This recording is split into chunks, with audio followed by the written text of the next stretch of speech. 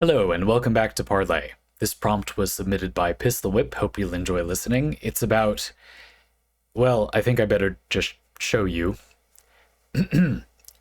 You have to get up pretty early in the morning to lead your gift horse across that burnt bridge, but you can't make a watched horse eat all of your cans of worms in one basket.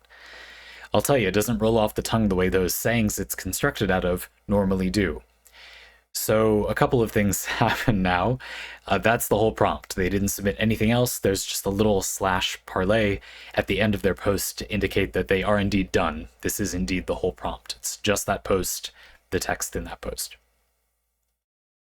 So we have to decide what to do with this. Usually for this type of open-ended prompt, I will do a shotgun of different thoughts about the subject, and then hone in on the one that I feel like makes the most interesting impromptu video essay is I guess what these are, right? A lot of Parley prompts are the intro to a video essay, and then I just kind of improv the rest of what would be that video essay, and that's sort of what the service is.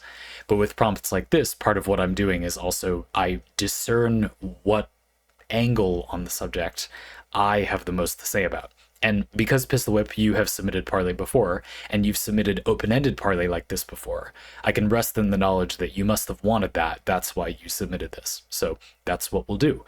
A variety of different topics about this, and then what would be an interesting angle. I'll tell you right now, the thing I find the most interesting is that a lot of the sayings that this is made up of could be interpreted to mean something similar. So I wonder if we were to sort of translate the metaphors, right? Like horse in that statement. What does that stand for? What does the horse mean? The saying that comes from, you don't look a gift horse in the mouth, and also you can lead a horse to water, but you can't make it drink. We'll get into it in a minute.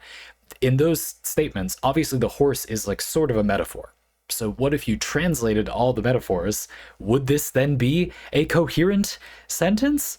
I don't know. Just in case it isn't, let's do a bunch of other stuff, and then if that gears us up to attempt that, why not, right?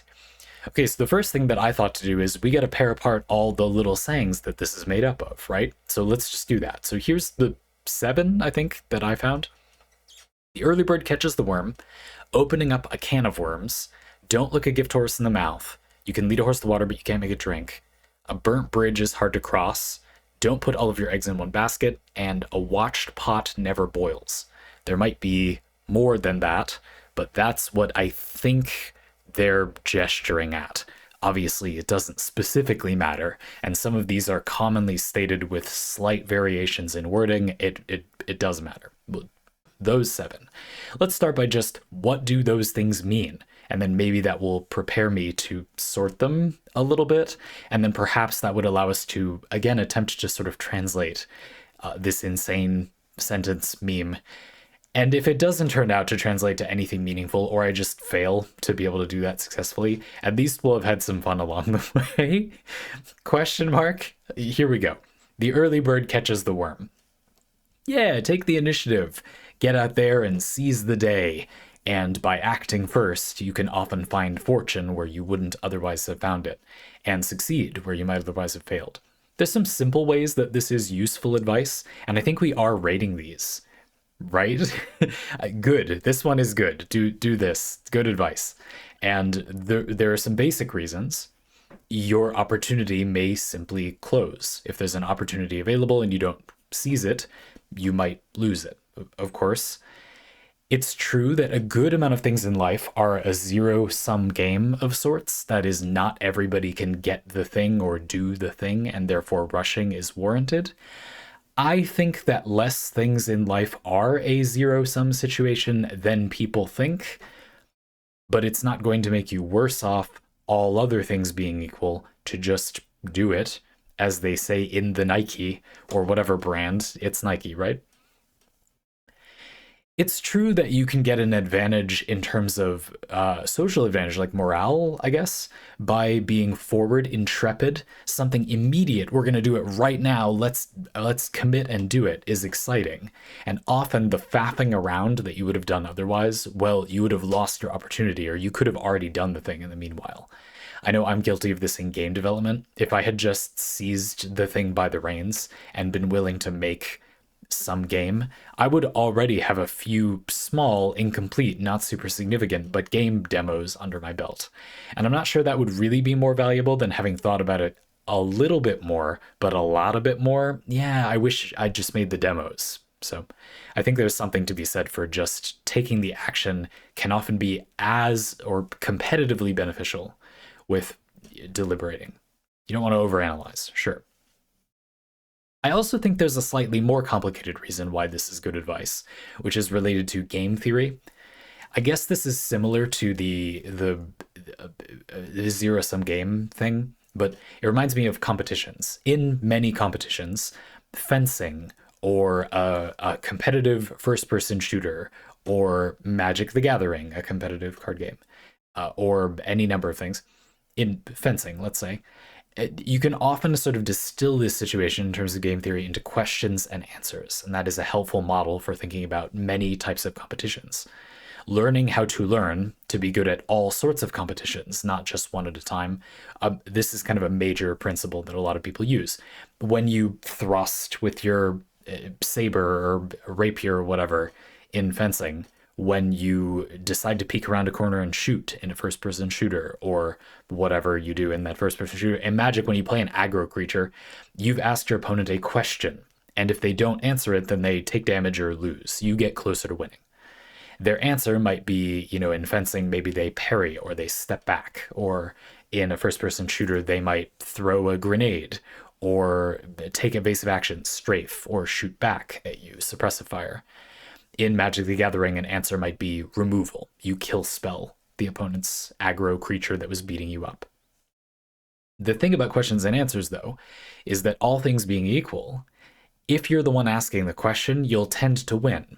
Of course, because if you have a question and they don't have an answer, then you either win or you get closer to winning. If they have an answer and you don't have a question, well, nothing immediately happens. It is bad for you, and depending on the game, that those answers can kind of accumulate. But in many sports or competitions, you can't accumulate value by having the answer ready when a question is not present. In fencing, you can't be like more ready to parry than being in the right position to parry. You know what I mean? You can't gain further value from footseeing more. Like, you kind of can, fencing people, like, I know, but you get what I mean. In Magic the Gathering, you can draw for another turn and store up another answer. So it is a little bit better. And that dynamic shapes the character of a lot of games. Answers are better than usual in most game theory in Magic the Gathering. And indeed, I've played a few games where control is such a viable strategy, personally. But for better or worse. Anyway, I do think this advice kind of shines through there as well. All things being equal, maybe if you're a novice player at these games too, questions could be seen as better than answers. I like this one, so I went for it on a little longer. Opening up a can of worms. This one we probably have less to say about, right? It's not really a complete phrase. Sure, some of these are shorter than others, but this one is not really complete advice by itself. Usually it's invoked along the lines of, oh, well, you shouldn't do that, or a consequence of that would be that you would open up a can of worms. And then the bad thing about the can of worms is a lot of different consequences going in different directions. Like, you open Pandora's box. This would be, if you don't do this one thing, then now you have 10 smaller problems. I think that a useful way to use this advice is to think about things in life that motivate people, but which on the surface don't really seem like, why does that especially motivate people? So let's talk about exercising, for example. Many people in the world are busy enough that they don't even really have meaningful hobbies, and yet a lot of those same people devote an hour a day, many days, to exercise. What gives? Do they like exercising that much? If you know many people in the world, you'll know that many people do not like that. I personally actually do, but a lot of people don't, but they still do it. What's the deal? And yet they won't make time for something they find fun. Well, I think one reason is that they see it as being a way to not open up a can of worms. If they keep their health relatively stable, they've been adequately convinced, and it's convincing, the arguments for exercising, it's good to exercise, that it will solve a lot of problems down the line if they just keep physically fit. And so, because that prevents them, I guess, from opening up a can of worms, I would argue that is one reason why a lot of people are motivated to exercise, even though a lot of people don't like that much. It's a relatively, it can be not that time consuming, but the way a lot of people are doing it, which is cardio exercise, like they go for a run or they go to the gym and go for a run, that is a bit time consuming. You could have done most other things you could have for a hobby or with your free time in that amount of time. So I think one reason to reconcile why that's so consistent could be like it doesn't open up a can of worms or kind of follows this advice. Yeah, this is good. Sure. Looking for times where you can shut off a lot of little problems with a big solution, I guess. Or like if something takes a lot more effort to do, but it solves a lot of problems down the line, maybe weighing it as being a little more worth it. Could be worth it. Cool. Don't look a gift horse in the mouth. Yeah, what the hell is a gift horse? It's just a gift. It just means when you're given a gift, you don't scoff at the gift, even if you don't like it. The gift horse? Yeah, these are all kind of old timey. Not that old timey, but a little out of fashion sayings, don't you think? And so, the gift horse, you gift your neighbor a fine horse. I don't know why look in the mouth. I always think of the Trojan horse when I read this general advice phrase. But the thing is that if it was the Trojan horse, you would want to look the gift horse in the mouth. That's like the whole thing. They didn't do that. So I don't like this one. Wording, this one gets a fail from me. But it doesn't really matter. Don't look a gift horse in the mouth. I don't know, as a piece of advice. I mean, I guess the idea is being appreciative of gifts is good. If nothing in life is free, there's another common little phraseism, then when you are given something by someone else, it's good to be gracious. And maybe this is just me, but my human experience is that people are literally 100% of the time always following this advice, which makes it bad. Almost all advice would become bad at that point. Many of these things, it's not that tough of a sell, but you could maybe emphasize it more. The early bird catches the worm. Taking the initiative is good, and that's not really a hot take for anybody, but just focusing on the benefits that can provide can be good. Opening up a can of worms, same thing. But this one, don't look a gift horse in the mouth. Don't be ungrateful for gifts that you've been given. But I feel like I've almost never heard a human not follow this advice. And that makes it bad. There are times when it's not good to just be unquestionably thankful for a gift. I think that questioning gifts is really good. And we could get into a whole thing about that. People gift for people they don't know well enough to give them a good gift pretty often in our current society. I mean, I don't, but I put a lot of work into making my friends and family not behave like that. It's sort of disarming bad gifts and actually getting something out of gifts with people. And one of the results of that is not giving people a gift if you're in a situation where you either don't know them well enough or you know them so well that the gift is going to feel contrived, basically. Usually it's people you're close to that know you well, but which you don't see like all the time, where gifting makes actual sense instead of being an annoying obligation that doesn't really add anything to anyone's life. I would highly suggest that you offer the option maybe to just like donate to charity for your gift instead, make a small donation on your behalf or something like that, to just disarm. Maybe people are saying, why do you not want to get gifts? But many gifts can be kind of a burden. You've just given the person something they're going to throw out or they need to kind of hunt down to go do. Maybe I just have too many hobbies. I'm serious. I'm not trying to be facetious about all these things. Maybe I grew up around overly polite people. That's possible. I'm not just saying maybe, but I'm totally right. No, not at all. I mean, I might just be the exception here. But I have a really good gifting situation in my life and frequently receive amazing laser targeted gifts from the people in my life, and actually also some of you folks in the audience on streams or through Parley. Like, some Parley are very closely targeted to me, and that is a great boon. Having it be that the other people in your life are really collaborating with you in a meaningful way is wonderful. So I think that's worth some work. I think it is fine to look a gift horse in the mouth. Just be gracious when people have taken time to prepare something for you, certainly. If it's the thought that counts, maybe the way I would like to reformulate this is focus on the thought when a gift was given. The gift itself may indeed be bad, and it's not bad to acknowledge that in some way, and to not bend over backwards when something is given as a gift. When people who don't know you well enough to really give you good gifts give you gifts, I think the better piece of advice is be ready to throw it out, because it may save you a lot of time to do that. If you get gifted an inferior version of something you want, that can be useless enough that you should just get rid of it, in my opinion. I don't want to sound wasteful at all. Again, I'm only taking this stance to this piece of advice because I think people already overfollow this piece of advice. I'm going to say meh on this one. You can lead a horse to water, but you can't make it drink. Yeah, good. You can create a situation where it would be reasonable for someone to be happy, but you cannot take the final step for them. You can't make people happy or feel a certain way or do things. The way I like to think of it is you can create a situation where it would be reasonable to do that thing. And you can have a lot of influence on the outcome of the situation this way. I think the wrong way to take this advice is you can't have much influence on other people. You can. I'm not sure that it's always good to do that, but you can.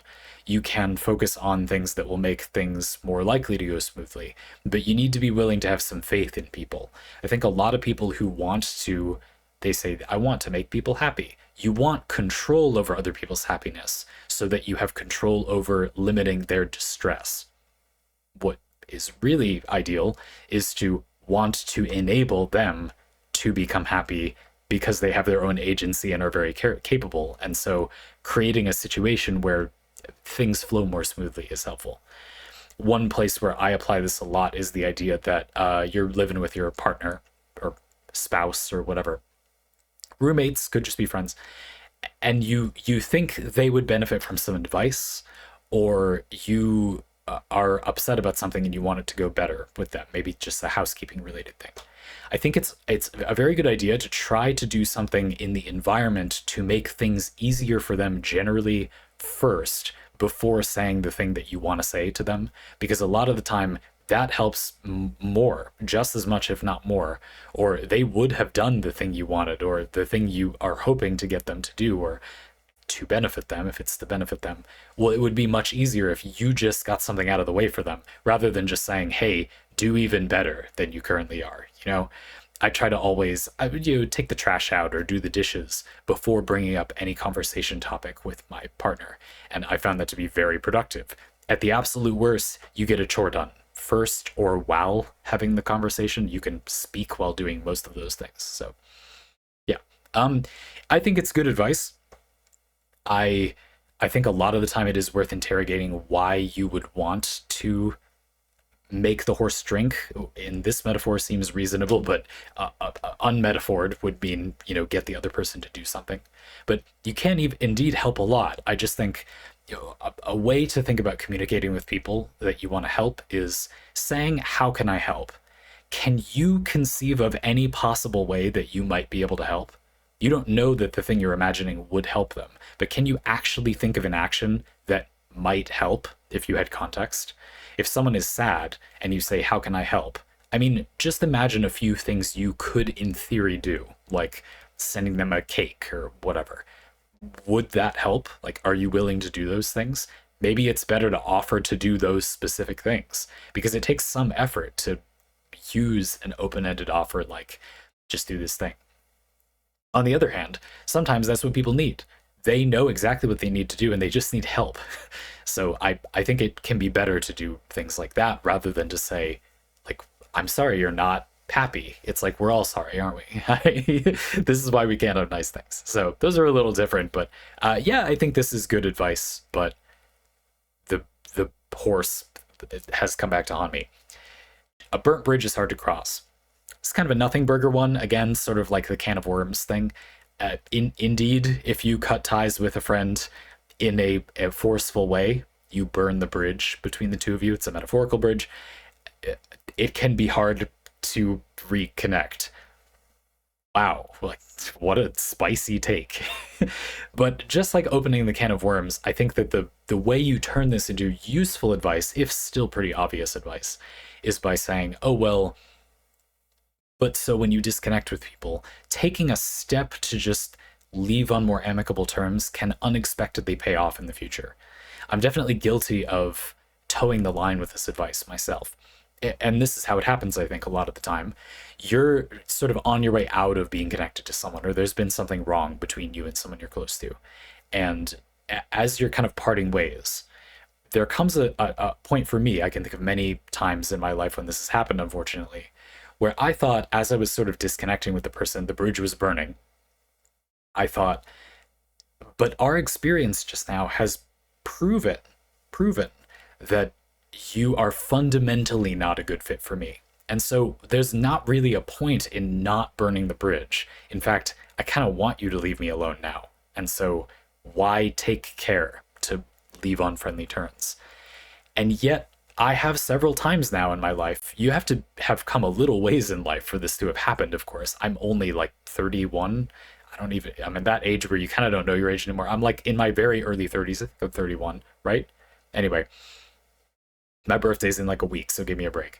The where one of the times that I did not aggressively burn the bridge, even though it seemed to me like there wasn't really any reason not to, I just took a little more care to leave on blunt, assertive. I tried to clear the air, but I tried not to be mean, even though I was frustrated. I felt sort of angry in a way I very rarely have in my life. I felt like I had been wronged badly by one of the few people in the world that ought to know better. And so I was angry in a way I am rarely in my life. But it was a really, really beneficial choice to take care to be a little lighter handed in that situation. That has come back around to pay off in a way that I arrogantly believed it would not at the time. And so I don't know. I think this is reasonable advice. Again, at the very least, there's just little drawback. It keeps your options open.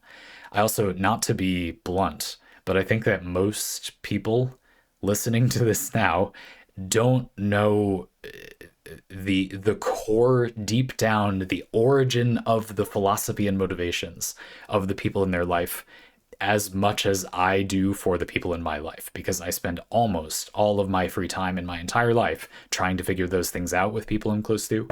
For many people that you burn bridges with, there were depths to them yet unseen. There might be something about them that you don't know. It does seem reasonable that you're not going to reconnect with them right now, but there's a meaningful side of them that you haven't seen yet that could really change things.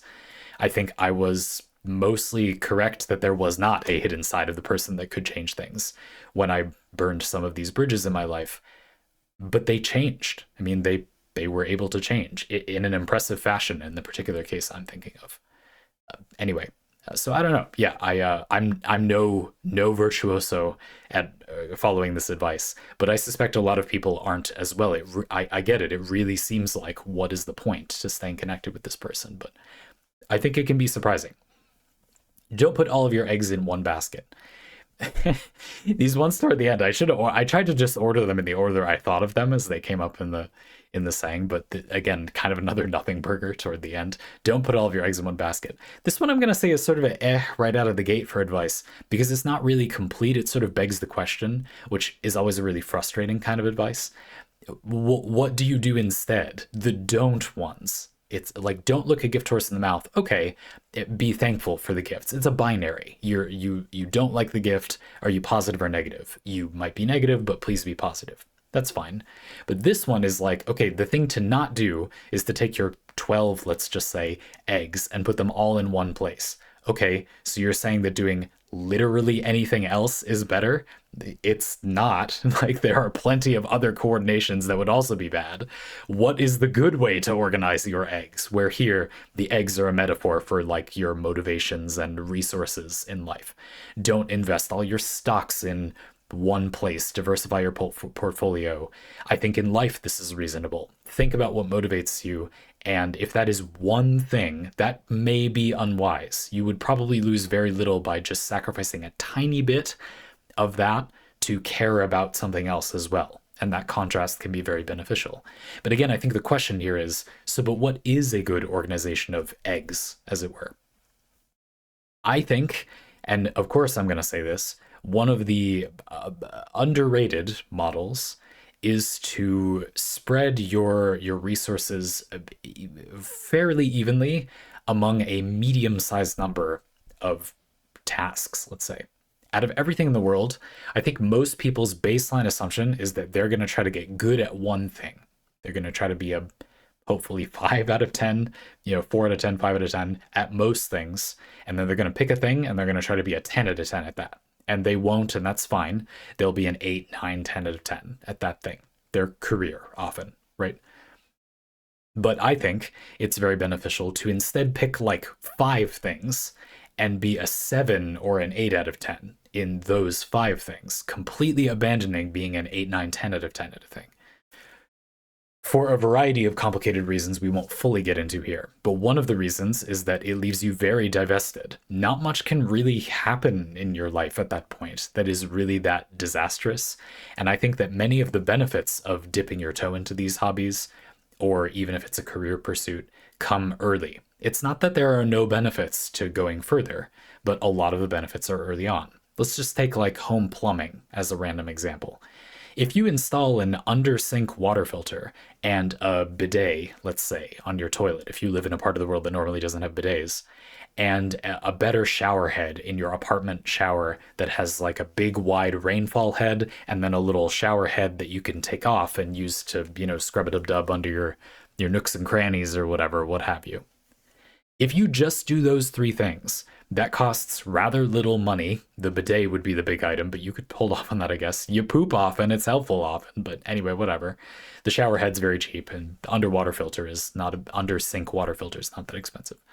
That little bit, tiny bit of almost no skill required plumbing, you look up a few things and you'll be done in an hour total, shopping and installation.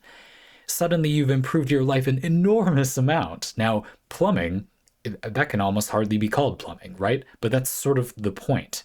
You get so much benefit out of it. And now the rest of plumbing, I mean, these are involved trade knowledge that a person accumulated over many years. But you know what? You can afford to pay someone to know those niche things when they are valuable. If you learn them for yourself, they could be a career, that could be useful. That's what the plumber chose to do. But you, if you don't plan to be a plumber, probably most of that information isn't useful often enough. Like, you can afford to pay someone to know that when you don't. Or just try to figure it out yourself online too. You could just take that as it comes. Knowing that you don't know, but that you've opened the door to figuring it out can still be really helpful too. That can often help you know if you need help, because you've dug your toes in a little bit. You go, my toilet's exploding, leaking or whatever. Do I need to call a plumber? Well, you did a tiny bit of plumbing. That makes it significantly easier to know if you need help or whether you can save money and you actually just have to tighten up the mains on the water supply or whatever.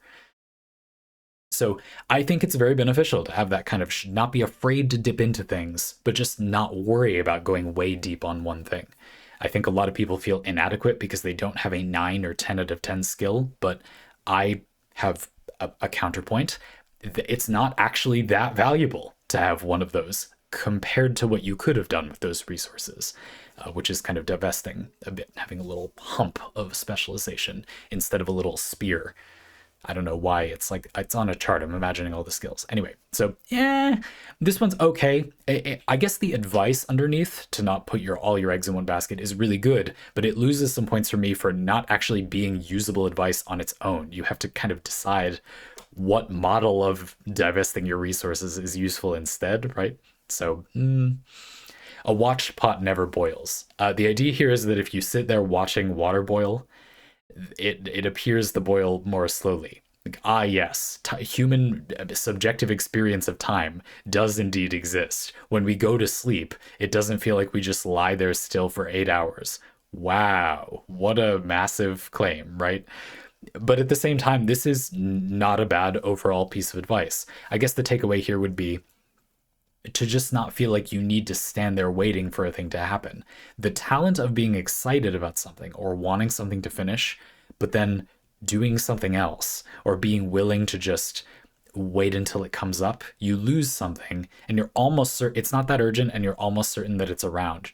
wait a day or two for it to come up. That could save you a lot of time and anxiety of fussing around looking for it. After all, if you know it's here, I mean, it's not going anywhere. If you can wait, then sometimes it's better to just wait. Right now, I'm missing something like that. So speaking from experience, I'm not very good at this. Or another thing would be, I often think about it as when you're reading a book or doing a pastime where there's a lot of it, but there's a finite amount. How many chapters is like the most enjoyment from reading the book? After a few hours, does reading a little more really make it that much better? If it's a book you're enjoying, every chapter is going to be a page turner. So it's not like just one more chapter is really going to work. Maybe it's better to just set it down and understand that there is more to do. To me, this one is more like not to get tunnel vision focused on one thing, whereas the advice of don't sit there watching the pot, again, it's sort of like the all your eggs in one basket one. What do you do instead? Without something to do instead, it's not valuable to point out that indeed it would be a waste of time to watch the pot of water boil. Like, of course, okay, but who cares if you don't have something else to use it for? The time will pass faster, but I'm not sure you really want time to pass faster most of the time. You want the time to be more meaningful while it's passing. So the sentiment of this one, which is you will get bored if you watch the pot boil, go do something else. It's like, well, not if you're not going to do something else useful. Like, go do something else useful would be my sentiment. I don't know. A trick I often do is to exercise, lift some weights, or do like some jumping jacks or something in the kitchen. I most often exercise in the kitchen or right outside the kitchen for this reason. It's just a convenient like chunk of time to do that. I'll read a webcomic episode, maybe. That's another common one, if there is one I have. Okay, cool. So those are the 7 fragments from which this unholy matrimony was conceived. A 7-way marriage of these delicious, beautiful sentiments. I would say overall not bad pieces of advice for the most part. I was really only not a fan of the gift horse in the mouth thing. Like, people do give bad gifts, and it's usually because they're gifting for a misguided reason. It is worth the work to socially disarm that, in my opinion. But maybe I'm just an ungrateful little shite, but that's how I feel. I like the gifts I do get because they're from the people that know me well enough to give me a good gift. Anyway, so what do we do now? Well, I said that I was building up to maybe we can kind of translate the sentence. What I'd like to do quickly is, I was saying earlier, the first thing that occurred to me is these are not completely different sentiments that are being used in this little mega sentence. Let's try to sort the 7 things that we just talked about and see. I feel like a lot of them are along the same lines. So I will, maybe they're not. Let's find out. And then that could make it much easier to sort through and sort of translate the meme sentence. So let's look at them. So a watched pot never boils. I feel like this one has the theme of seizing the day a little bit. Early bird catches the worm can go in there.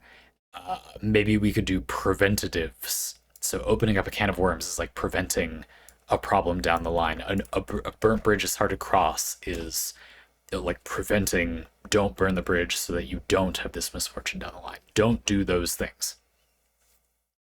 Don't put all of your eggs in one basket. Sure, let's say that's preventative. It's kind of a different spirit. You can lead a horse to water, but you can't make it drink. I see this one as being similar to the watch pot never boils, the early bird catches the worm. Just have faith that if you just keep a move on in life, things will work out. You can lead a horse to water, but you can't make it drink. A watch pot never boils. Just set things up and be at peace. You don't need to mastermind, micromanage everything. Apparently, I'm the one who needs that advice. Nope. I don't know your life. I need that advice. Don't look a gift horse in the mouth. Which is this similar to either of these categories? So here they are. We have opening up a can of worms. A burnt bridge is hard to cross. Don't put all your eggs in one basket. A watch pot never boils. The early bird catches the worm. You can lead a horse to water, but you can't make it drink. Don't look a gift horse in the mouth is not, I don't think, really like either of those. I guess abstractly, it's kind of like the flip side of the watch pot never boils, early bird catches the worm, you can lead a horse to water. You take things as they come versus heading off, having problems down the line you didn't foresee with the opening a can of worms, burnt bridges hard to cross, don't put all your eggs in one basket. So sure, let's put that down there. So we do basically have two categories, one of which is preventative slash anti-butterfly effect, sort of. Don't let these things get out of hand. Opening up a can of worms suggests that general idea.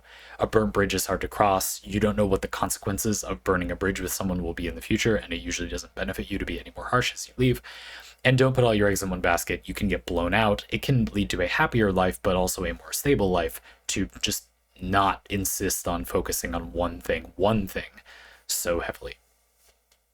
And then the other category, which is basically take things as they come. And you can probably see where I'm going with this. Is that not kind of the opposite of the pieces of advice before? A watch pot never boils, just leave it, you're good. The early bird catches the worm, yeah, like when an opportunity presents itself, just go. Obviously that seems like a different vibe to the other one, but the spirit of the idea is similar. Like when the opportunity is there, go for it. When it won't do anything to just sit there fussing over something, don't. Go do something else. Being spontaneous.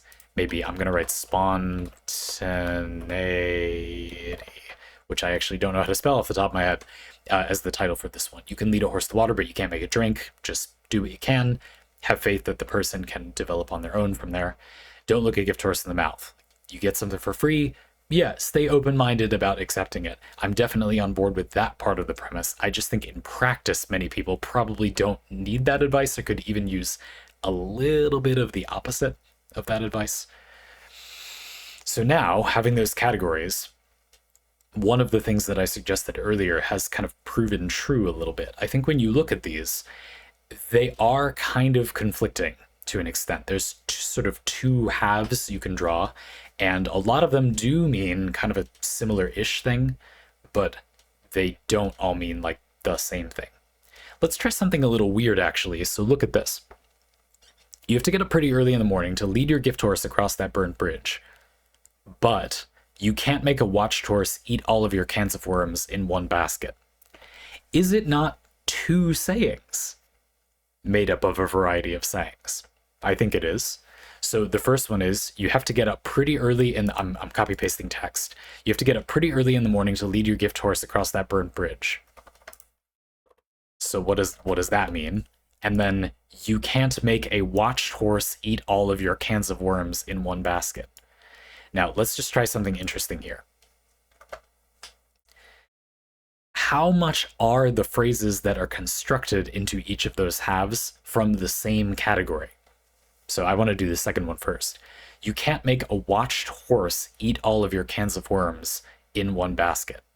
Cans of worms and in one basket were in the same category, and I argued are sort of like inverses of the same idea. You can't make a watched horse. A watch pot never boils. You can lead a horse to water, but you can't make it drink. Take things as they are, because you can't stop all of the butterfly effects from triggering, from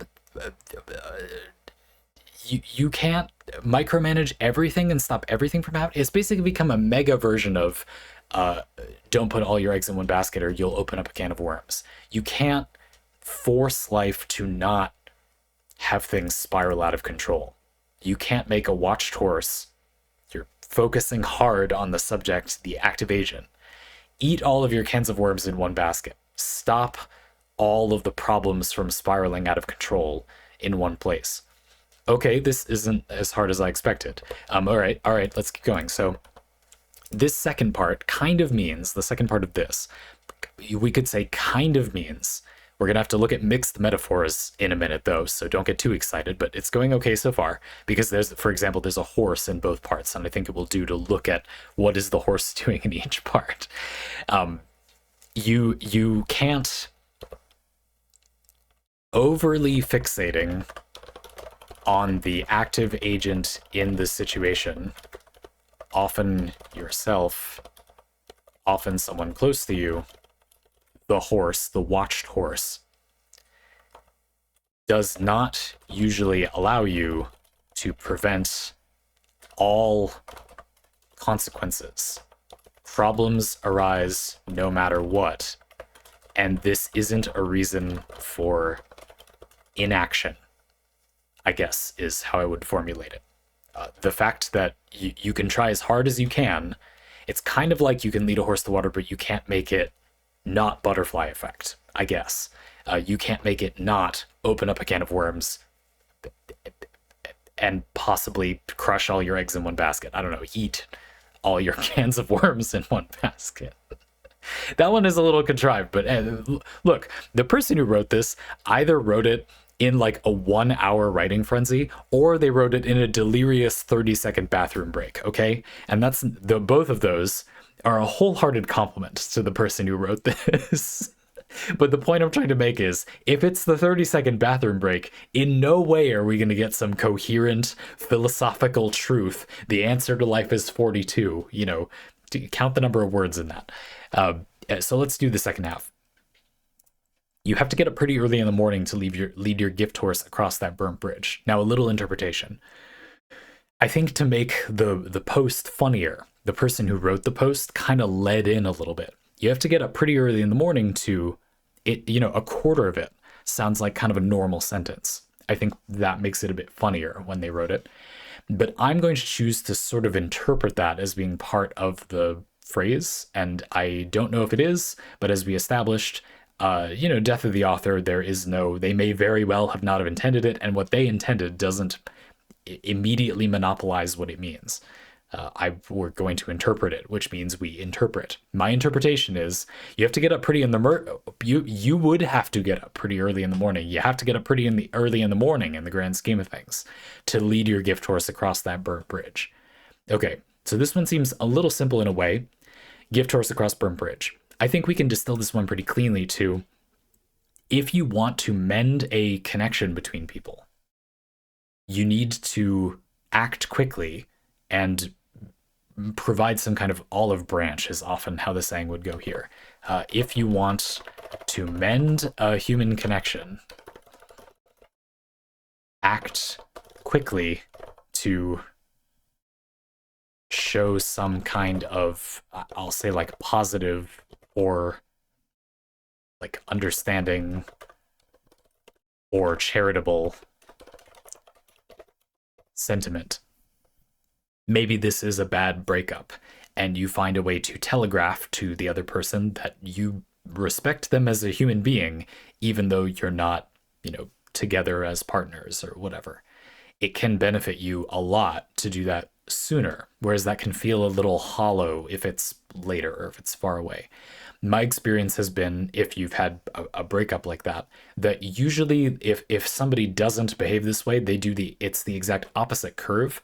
They're more hostile earlier in the breakup. That is, you break up with them, and this happened to me fairly recently in life, so I remember it very clearly. I went on with my life. They immediately hemmed and hawed about what a terrible person I was, which fell off very quickly in an exponential decay curve as we got further away from it. So I guess this advice would be, if you intend the reverse, act quickly.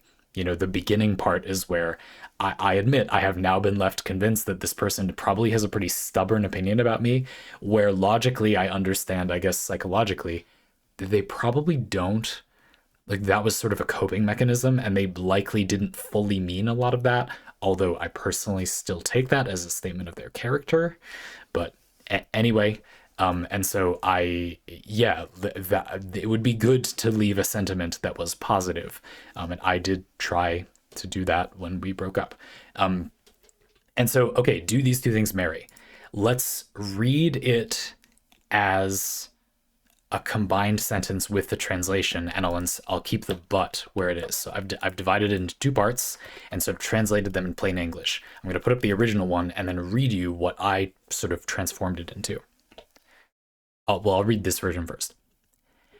You have to get up pretty early in the morning to lead your gift horse across that burnt bridge, but you can't make a watched horse eat all of your cans of worms in one basket.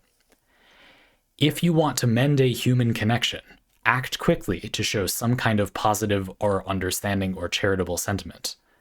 But overly fixating on the active agent in the situation, often yourself, does not usually allow you to prevent all consequences. Problems arise no matter what, and this isn't a reason for inaction. It totally works. Basically, this means when a complicated situation has blown up, act quickly to do the best you can. You will not succeed in limiting all of the consequences of the system blowing up, but that isn't a reason not to do it. It's still the relatively best option, and focusing on it more and more isn't going to give you a better outcome than you had before. Could we reword the original text to be a little less clunky? I'm just going to copy paste the entire thing and start cutting words out.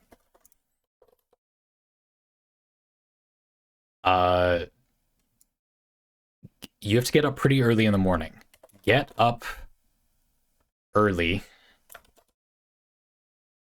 to lead your gift horse to gift. Get up early to gift. This might be a bad idea, but whatever. It's the end of... We did it! I mean, I didn't think it was going to be that smooth sailing. You know, obviously it's a flagrant different interpretation than probably their meme, or I'm sure there could be very different interpretations. We do still need to check the horse metaphor problem. There sort of isn't, but anyway. But let's just have a bit of fun. Okay, get up early to gift across that burnt bridge. To get up early to cross that burnt bridge. But you can't make a watched horse eat all of your cans of worms, but you can't eat all your cans of worms in one basket, in one. With a few minor word changes, this totally works. Get up early to cross that burnt bridge, but you can't eat all your cans of worms in one. I'm going to change cans of worms in one to cans of worms at once. Cross that burnt bridge early.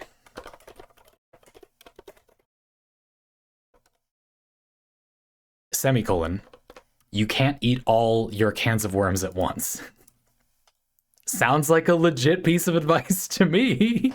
I don't know. That's not bad, is it? And I didn't even write a damn bit of it, did I? We removed it from my translation. Cross that burnt bridge early. That's just a cover band, alt rock cover band from my graduate school class. That's glorious. I didn't even go to graduate school. Incredible. Just divine. Now, I deleted the horse from both parts, but let's undelete the horse and just look at that quickly. So the concern I was bringing up before, to clarify, is that here you see we have the gift horse across the burnt bridge, but you can't make a watched horse eat all your cans of worms in one basket. Is the horse a conflicting thing in both halves? It doesn't matter at all, but I just want to know. I don't think so. The gift horse across the burnt bridge, in my interpretation, now represents like early. You want to send well wishes or be positive across, you know, the connection, the burnt bridge that was broken. But you can't make a watched horse, let's just say the same horse. You can't just watch and monitor that horse. That good sentiment is what that is. Crossing the burnt bridge to try to reconnect with this person in your life. You can't force that to stop all consequences from occurring. Eat all your cans of worms in one basket. That's how I interpreted that. I think that is reasonable to interpret that that's what that means. Yes, they do kind of mean the same thing, surprisingly. Does this give me any significant more increase in confidence that this is what the person intended? I don't really care, but you can just decide for yourself, and I won't say a thing. I won't give any particular sentiment either way, but personally, I don't know. It's a total mystery. I don't know. I couldn't say yes or no one way or another. Thanks for the fun parlay prompt, PistilWhip. I thought this was pretty interesting. You know, I would have expected that a lot of these old-timey sentiments had a similar philosophical core. And I think what happened was that is true to the extent that they were combinable, whether that was the original intent of the post or not. Pretty interesting. Remember to cross that burnt bridge early. You can't eat all of your cans of worms at once. Words to live by. If you want your own parlay like this one, you can get that using a link in the description. We'd love to have you. You can submit, well, I hope I've encouraged you, whatever you want, well and truly. Looking forward to it. See you in the next one.